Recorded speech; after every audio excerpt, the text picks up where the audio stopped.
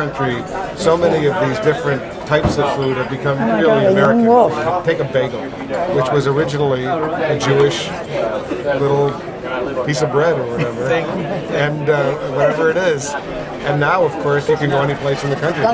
You can go any place around the world and get bagels nowadays. So it's just sort of like pizza. You know, you go any place, get pizza. So once started as an Italian food, but now it's part of our culinary tradition. Everyone says that their mom is the best cook, but when your mom is Joan Nathan, cooking can be a little bit different. You called me here to make this show with you. Yes. Why? What do you want me to know? Well, I want you to know what you want to know, but I also want you to know our traditions and what I've learned through the years. She'll teach me from her wealth of culinary expertise. Traditions that have gone on for thousands of years shouldn't, within this one generation of just looking at now, be done. And we'll do like we normally do. We'll talk a lot. And we'll have some fun. A Hasidic rabbi once said, forget everything, all you need to know is the food. That's a good thought. That's what I want to show you.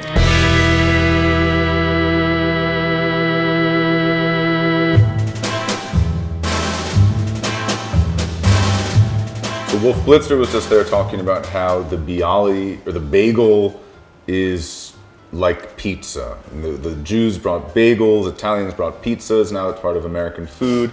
In King Solomon's table, you're saying that there's a Pletzel that somebody has as their Super Bowl party food. So I've learned about bagels, obviously growing up on the East Coast. And I learned a little bit about bialys, although I don't think they're as popular anymore, obviously, as bagels. Right. But Pletzel is a word that I learned a lot as well, but I have no clue really what a Pletzel is. So Okay. I think if you're trying to teach me what it means to be a Jew through food, what do you say we do Pletzel next? I think the best person to tell you is Arthur Schwartz. I remember listening to Arthur Schwartz on AM radio every time we drove into New York growing Right. up. So let's call him. Okay. Hello?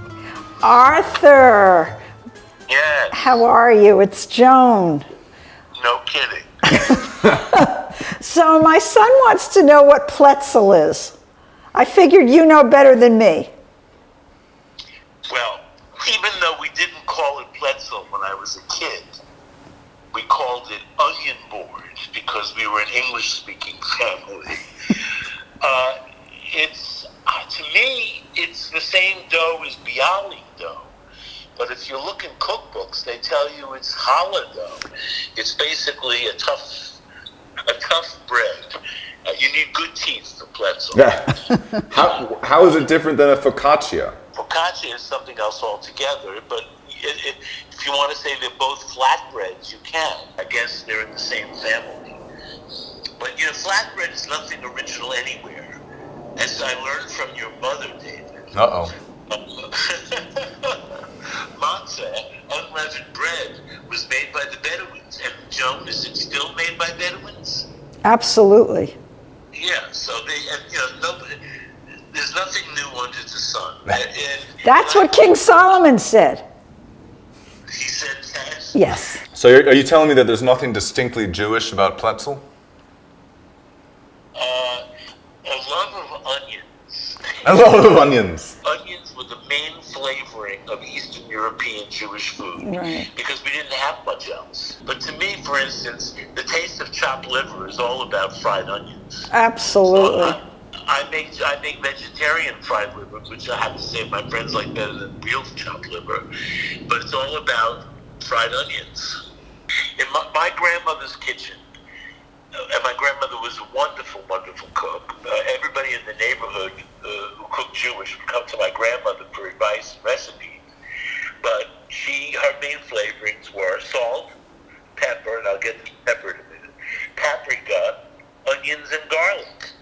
Now, the pepper, I always say, if you want your food to taste like your grandmother's, you have to use pepper that comes in a little can and stored next to the stove for at least a couple of years before you use it.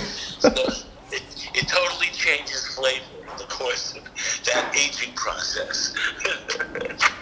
And of course, you never could tell, when you went to use it, how strong it would be, which is, I always say, one of the reasons I was to be a restaurant critic and food critic is because my grandmother was always testing the pepper and saying, is there enough pepper? Is there not enough pepper? Should I put more pepper? And she would stick a wooden spoon in my face to taste whatever it was. So I was born with a wooden spoon in my mouth. Oh, that's a better expression. That's good.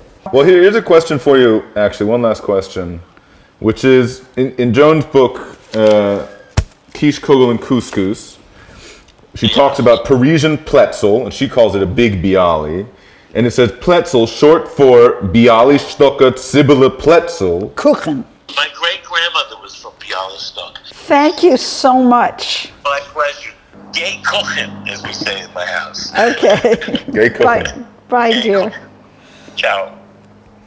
Well, Joan, Gay Kuchen. Okay, let's get Kuchen. We have to make the dough first. All right. So we put, I need a cup of water, 1 cup warm lukewarm water. And take about a tablespoon of yeast. Bialys were very often the leftover dough from bagels. People made Pletzel, I think, at home with leftover challah dough.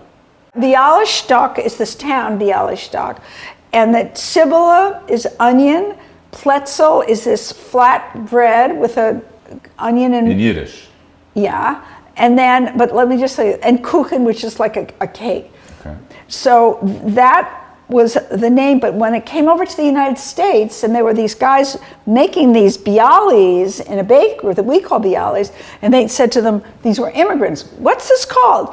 Bialystock Sibylle Pletzel Kuchen. They thought, oh, it's too long, let's just call it a bialy. And I'm sure that's how the name bialy came to be. Because it came from there. Okay, so you put the yeast in the water. You add about 4 tablespoons of sugar,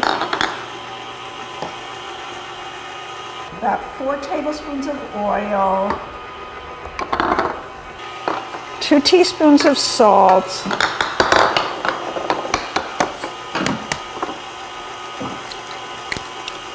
and then all you do is you add 4 cups.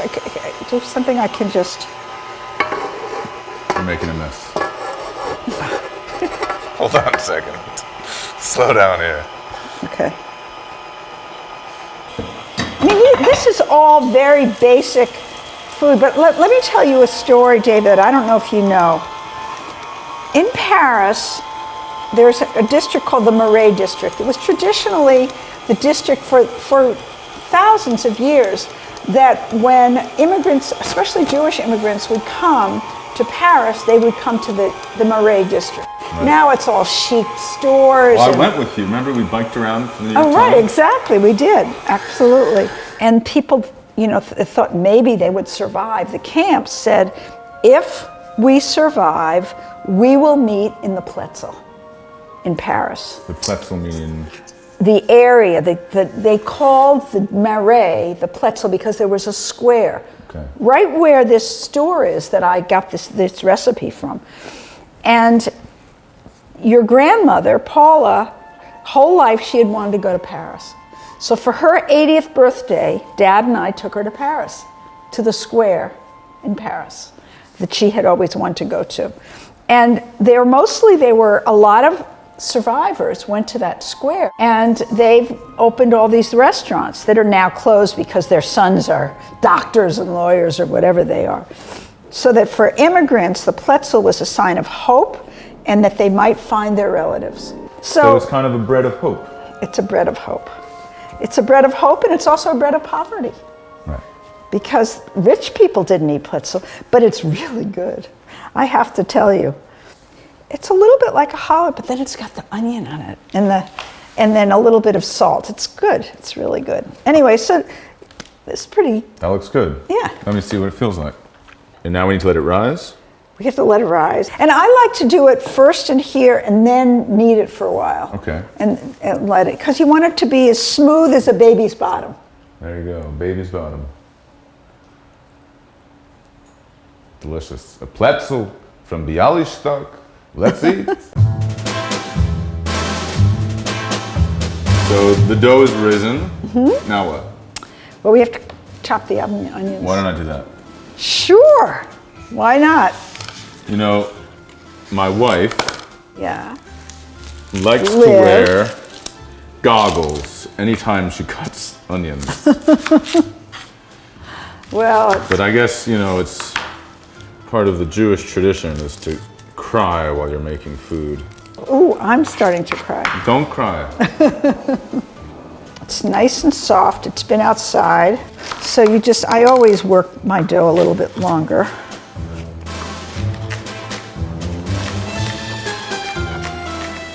Smooth as a baby's bottom. That's what you want it to be. It's not the most appetizing. I know, but it's nice. A baby is, since I have grandchildren, I just love a baby's bottom. Okay. A lot of people will email you, send you messages on Instagram saying, Joan, your recipe didn't work. No.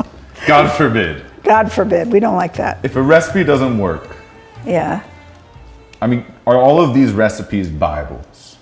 Do we have to follow these exactly? Obviously, I'm to blame if I don't follow it exactly. But like here it says, cut it into 6 different rounds. What if we want to make a big one? I think that a recipe is like a diagram, or It's not the Torah. it's not the Torah, Okay. and it's sort of a catalyst for your own creativities. The original one was like a pizza. Look at a pizza. Pizzas are round, or else they're Square. or rectangular. So it's the same. But this thing. is called a Pletzel, which we just Yeah, said is but about the big square. I know, but if so I think a people- big square is better than a big circle. So would you like a big square? Yes. But it's going to be a rectangle. Rectangle is closer to a square So than a you circle. want 2 rectangles? Yes, please. All right. I like what you said about the food being about joy as much as misery. I mean, as a Jew, you learn a lot about miserable things. Well, We've already talked about the Holocaust 3 times today, whereas our Uncle Sam's favorite joke is, how much does that Holocaust? But I think it's important to see how food can be a thing of joy. And I feel like also for Judaism to survive, it has to be taught as a joyful thing, right? Right, Not just a absolutely. thing about misery and oppression. Well, that's why you get foods like this that originally were for very poor people. But like you said, I like this story. That this is, even though it's tied to the Holocaust, it's about hope. Okay, so we're just doing this like this. That doesn't look very What? elegant. It doesn't look very elegant. No. Well, Let me help you. You want to help me? Yeah. I follow recipes. Okay. It's okay. So it doesn't need to fill the whole sheet, right? Right. But it's gonna rise again. A little bit for a few minutes. Okay, let me try the next one.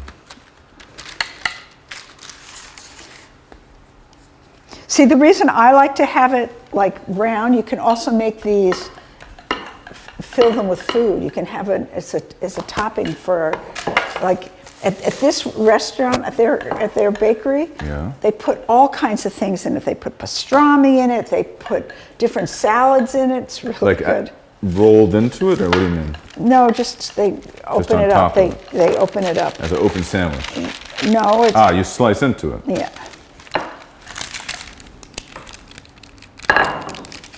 So let's see what we got. Okay. You see, you're already changing it. Well, yours is rectangular, mine is circular. Now what? Okay, we're just going to stretch yours a little bit. Brush the dough with cold water and sprinkle about 1/4 cup of onion in each indentation. Brush the rounds with the remaining vegetable oil and sprinkle the poppy seeds on top. Let sit for 15 minutes uncovered. So we just won't do the indentations and do an even. Well, you can do that. But we can just evenly sprinkle onions on top, right? Yeah, Let's do but I've just done it because it's bigger. Let's just do that.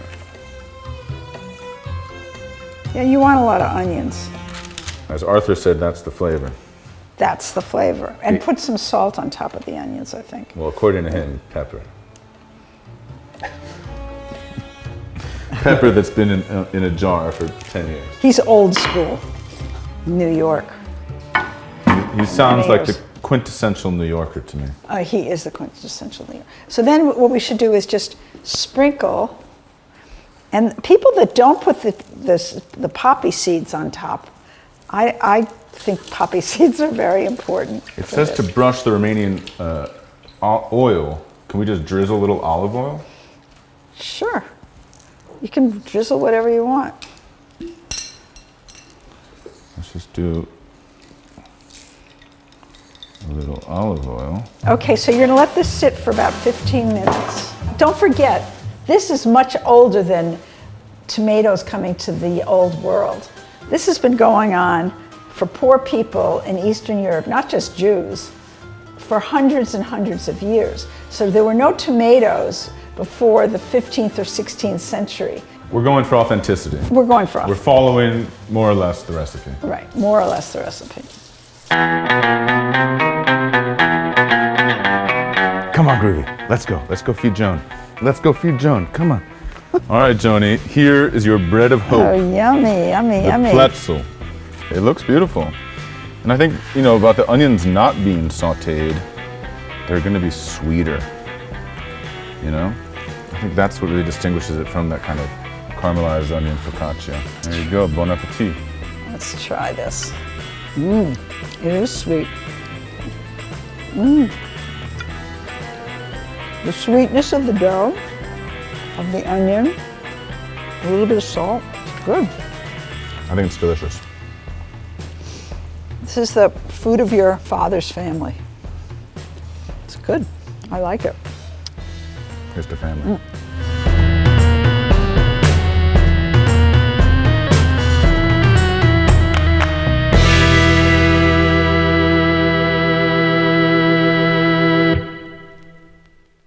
Gay cooking, as we say in my house.